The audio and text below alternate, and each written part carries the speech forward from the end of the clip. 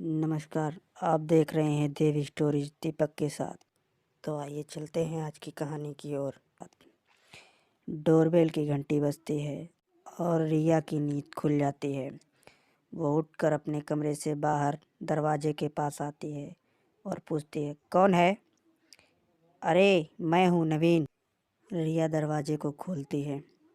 अरे नवीन, तुम कैसे हो? तुम आओ, अंदर आओ। रिया और नवीन एक ही कॉलेज में पढ़ते हैं और करीब 2 साल से दोस्त भी हैं। नवीन रिया को पागलों की तरह चाहता है, लेकिन एक गरीब घर का होने के कारण वह रिया को प्रपोज करने से डरता है। रिया के दिल में उसके लिए क्या है, यह नवीन नहीं जानता। मैं ठीक हूँ रिया, ज़रा तुम मेरा बैग उठाने में मदद करोगी? वे दोनों बैग को उठाकर अंदर ले जाते हैं। नवीन, तुम यहीं बैठो, मैं तुम्हारे लिए पानी लेकर आती हूँ। यह कहकर रिया किचन की ओर जाती है और नवीन के लिए पानी लेकर आती है। लो नवीन, पानी पियो।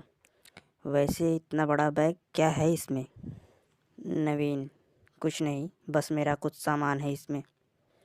रिया, क्या तुम मेरी थोड़ी और मदद कर सकती हो? नवीन ने पूछा। अरे हाँ नवीन, इसमें पूछना क्या है, बिल्कुल कर सकती हूँ, रिया ने मुस्कुराते हुए कहा। नवीन, वो ना रिया, मुझे कुछ काम से अपने गांव जाना है, तो क्या तुम मेरा ये बैग अपने पास रख सकती हो? और हाँ, जब तक मैं ना आऊँ तब तक इसे कभी खोलने की कोशिश मत करना। मैं तुम्हें गांव से आने के बाद बताऊंगा कि क्या बात है। तब तक प्लीज़ इसे मत खोलना। कहीं ये बैग तुम चोरी करके तो नहीं लाए? रिया ने मजाक करते हुए कहा। अरे रिया, तुम भी ना मजाक मत करो। ये बोलते हुए नवीन ने बैग को कोने में रख दिया और वहाँ से चला गया। रात काफ़ी हो चुकी थी। रिया भी दरवाजे को बंद कर अपने कमरे में सोने चली गई। कुछ समय बाद किसी के कदमों की आहट सुनाई पड़ती है, मानो कोई रिया के कमरे की तरफ बढ़ रहा हो। रिया के कमरे का दरवाज़ा खुलता है। दरवाज़ा खुलने की आवाज़ से रिया उठ जाती है। वो इधर उधर देखती है, पर उसे कोई भी दिखाई नहीं देता। दरवाजे को खुला देख रिया कमरे से बाहर आती है। उसे हाल से कुछ आवाज़ें आती हुई सुनाई पड़ती हैं, मानो कोई जैसे रो रहा हो। जैसे ही रिया हॉल में पहुंची तो देखती है कि टीवी ऑन है और वो आवाज़ें टीवी से आ रही थी। ये देख रिया ने सुकून की सांस ली, लेकिन फिर वो सोचने लगी कि सोने से पहले तो मैंने टीवी को बंद किया था।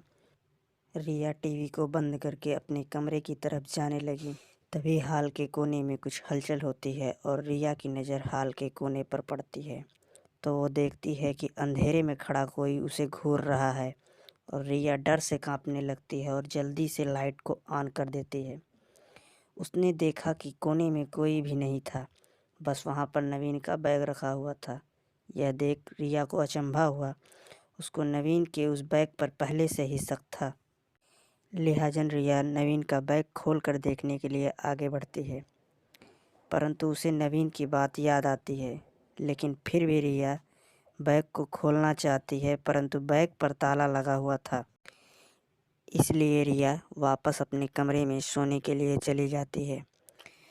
अगले दिन रिया अपने कॉलेज से वापस लौटती है तो वो देखती है कि उसके घर का दरवाज़ा खुला हुआ है। यह देख रिया घबरा गई। उसने अंदर जाके देखा तो सुमित सोफे पर बैठा हुआ था। रिया और सुमित एक दूसरे के पड़ोसी हैं और वे दोनों काफ़ी लंबे समय से एक दूसरे से प्यार भी करते थे। लेकिन ये बात रिया ने नवीन को नहीं बताई थी। रिया ने पूछा, अरे सुमित, तुम कब आए और तुम्हें मेरे घर की चाबी कैसे मिली? सुमित ने कुछ जवाब नहीं दिया। वो बस सोफे पर बैठा रिया को घूरे जा रहा था। रिया उसके पास आई और बोली, सुमित तुम ठीक तो हो ना? सुमित ने मुस्कुराकर कहा, हाँ रिया, मैं बिल्कुल ठीक हूँ। रिया ने गौतम से पूछा, मेरा घर तो पहले से लॉक था, तुम अंदर कैसे आए? सुमित ने कहा, वो ना तुम घर को लॉक करना भूल गई थे। रिया चुप होकर सोचने लगी और फिर जवाब दिया, ओह हाँ शायद, सॉरी, मुझे याद नहीं था।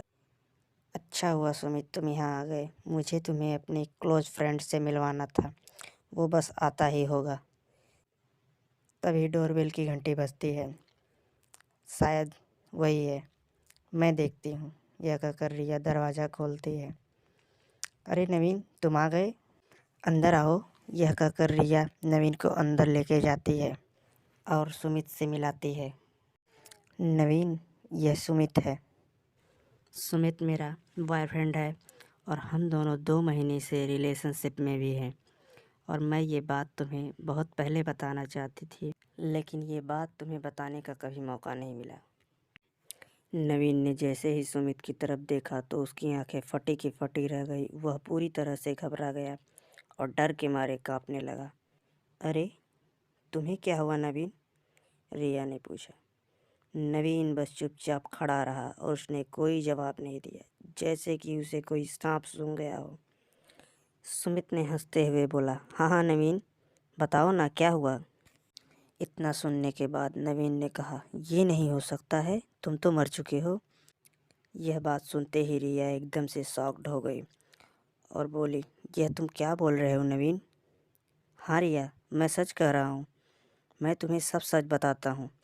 नवीन बोला, रिया, मैं तुम्हें बहुत प्यार करता हूँ, मैं तुमसे शादी भी करना चाहता हूँ, लेकिन मेरे पास इतने पैसे नहीं हैं कि मैं तुम्हें खुश रख सकूँ। तुम्हें अपना बनाने के लिए मैंने चोरी करने का फ़ैसला लिया।